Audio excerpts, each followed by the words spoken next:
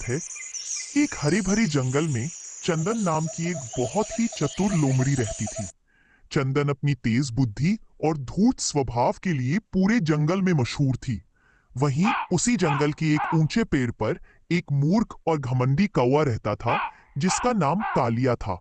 कालिया को लगता था कि वह जंगल का सबसे सुंदर और ज्ञानी पक्षी है, जबकि असलियत ये थी कि वह सिर्फ अपनी ही तारीफें सुनकर खुश होता था। एक दिन चंदन बहुत भूखी थी। वह भोजन की तलाश में जंगल में इधर उधर भटक रही थी। उसकी आंखें लगातार कुछ खाने लायक ढूंढ रही थीं। चलते चलते उसकी नजर एक ऊंचे पेड़ पर पड़ी, जहां कालिया कौवा एक डाली पर बैठा हुआ था। लेकिन यह सिर्फ कालिया ही नहीं था जिसने चंदन का ध्यान खींचा। कालिया की चोंच में एक बड़ा और स्वादिष्ट पनीर का टुकड़ा फंसा हुआ था, जिसे वह शायद कहीं से चुरा लाया था। उस पनीर के टुकड़े को देखकर चंदन के मुंह में पानी आ गया। उसने सोचा, वाह कितना शानदार भोजन है। यह मूर्ख कौवा इस पनीर के टुकड़े के लायक नहीं है। मुझे इसे हासिल करने के लिए अपनी अक्ल का इस्तेमाल करना होगा। चंदन ने तुरंत एक योजना बनाई। वह धीरे धीरे चलकर उस पेड़ के नीचे पहुंची जहां कालिया बैठा था।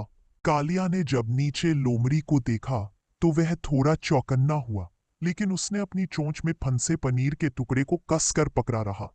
चंदन ने बड़े विनम्र और मीठे स्वर में कालिया को संबोधित किया। उसने अपनी सबसे मासूमियत भरी आवाज निकाली और कहा, ओह प्रिय कालिया जी, आप कितने भाग्यशाली हैं कि मैं आपको आज देख पाई। कालिया ने पनीर को और कसकर पकड़ा और बिना कुछ बोले लोमड़ी को घूरता रहा। चंदन अपनी बात जारी रखती है, हे वन के राजा, आपकी सुंदरता का तो कोई जवाब ही नहीं है। आपके पंख कितने चमकदार और काले हैं, जैसे रात का अंधेरा भी आपसे शर्मा जाए। और आपकी चाल, जब आप उड़ते होंगे तो ऐसा लगता होगा जैसे हवा भी आपकी गुलाम है।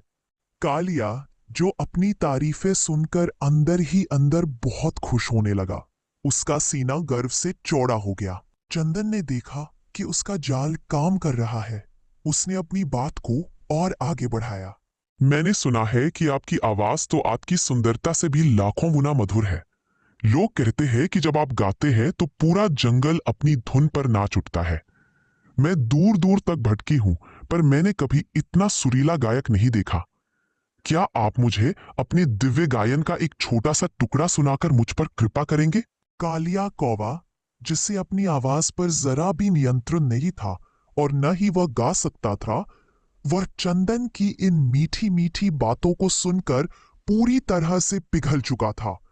वह पूरी तरह से भूल गया कि उसकी चोंच में अमूल्य पनीर का टुकड़ा फंसा हुआ है।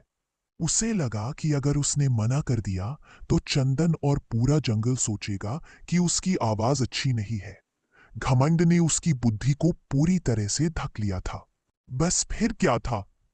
बिना एक पल सोचे कालिया ने अपने आप को एक महान गायक समझते हुए अपनी प्रशंसा में डूबा हुआ गाने के लिए अपनी चोंच खोली। जैसे ही उसने काव काव की आवाज निकालने के लिए चोंच खोली, वैसे ही उसकी चोंच में दबा हुआ स्वादिष्ट पनीर का टुकड़ा फिसलकर धम से सीधे नीचे जमीन पर जा गिरा। चंदन लोमड़ी तो इसी पल का इंतजार कर रही थी। पनीर का टुकड़ा नीचे गिरते ही चंदन ने एक पल भी बर्बाद नहीं किया। वह बिजली की तेजी से आगे बढ़ी, पनीर के टुकड़े को अपने मुंह में दबोचा और वहां से दूर भागने लगी। वह पेड़ से थोड़ा दूर जाकर रुकी और पनीर का एक बड़ा टुकड़ा निगलने के बाद उसने ऊपर कालिया की तरफ देखा। कालिया अब अपनी मूर्खता पर शर्मिंदा और गुस्सा हो रहा था।